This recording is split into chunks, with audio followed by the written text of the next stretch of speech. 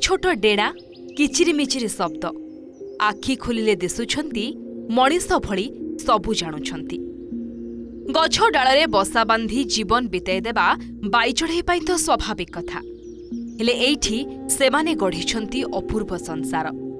गछ पत्ररे दोली खेलुथबा बाई चढ़ई एबे ठाकुर घर झरका खोपरे करुछि राजूती। जंगलर नीड़ छाड़ी भक्तिर घरे बसाइछंती राजउआस।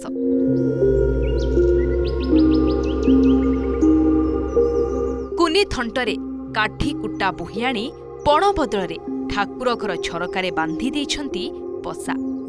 भद्रक चांदबाली मतो माधोपुर रास्ता पार्श्वरे अजय पल्लाईंकर कोठा घर झरकारे एकाधिक बाई चढ़ई 6 मास हेला संसार करिछंती। सबुठारु आश्चर्यजनक कथा हेला सेमाने प्रतिदिन सकाळे ठाकुर घर घंटी शब्द शुणी उड़ी जाती, एका संगरे पुणी संजरे आरती सरिले फेरी आसती निज निज नीड़कू। सते जेमिति पूरा टाइम टेबुल जानी सारिछंती। केबे केबे घर भितरकू भी पसी आसुछंती। मु किछि दिन हेला देखिने हमर से घर आगर ठाकुरर झरका पाखर से बसा गोटे बंधा बांधिकी रही। छुआ सब देकी तार 5-6टी है जिते बड़े आमर घंटी बाजे ठाकुर घंटी जिते बाजे सी फुगने उड़िकी पलि जाती घर भर को। परवर्ती समय तापर आसिक पुणी से घर पाखर से बसा पाखर रुहती।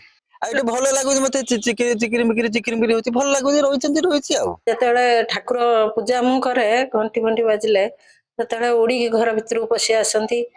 पूरा डरी जाती बोधे कि कौन एमती छोट छोट छुआ मैंने ना।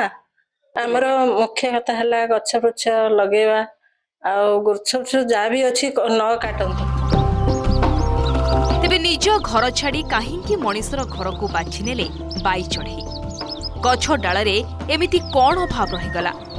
परिवेशविदक कहवा अनुसारे सहर और आखपाख अंचल गछ कटा जोगु प्राकृतिक बासस्थानर अभाव देखा देउछि। आवश्यक खाइबा मध्य मिलुनाही। एणु झरका खोप और छात सेमानंक पई साजिछि नुआ आश्रयस्थली। सहरांचल मानकरे क्रमशः ए सबु गछ ताल गछ नड़िया गछ आकाशिया गछ इत्यादि संपूर्ण भाव में लोप पाईगलानी। आजिकाली शहरीकरण प्रभाव में सहरांचल मानकर विशेष भाव में एभली जलीय उत्स आउ दृष्टिगोचर होना। तेणु जो घास उपरे से माने बसा बांधिबा निर्भर करती ताहा मध्य सेमानकु मिलुना। आगामी दिन में आम आशा करिबा बाया चढ़ई मानकर संख्या वृद्धि पाइबो एवं सेमाने आगकु निश्चिन्न बा विलुप्त दिगरे गति न करती ए समस्तंकर लक्ष्य हवा उचित।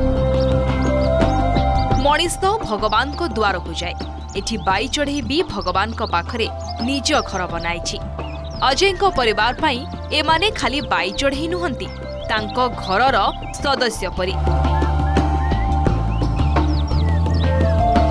Chandbali Trilochan Sahu report, OTV.